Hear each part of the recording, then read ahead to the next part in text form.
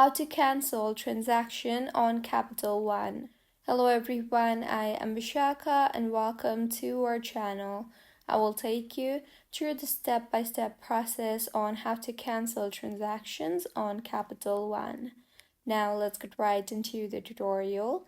If your bill payment is still pending and has not started processing, you can cancel it by clicking or tapping that payment in the upcoming transactions area above your transaction history.